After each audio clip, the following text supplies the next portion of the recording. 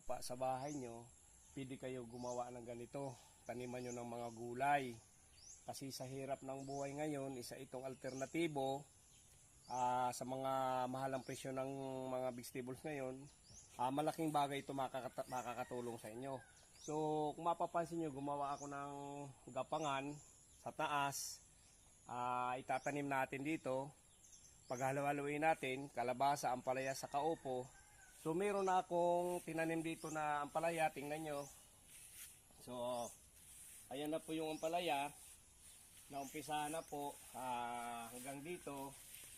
So mapapansin nyo sa sako, meron na pong ampalaya. At meron tayong buto ng kalabasa. So ito ang magiging punla natin. Itatanim natin. Pag tumubo na, ililipat natin sa sako. So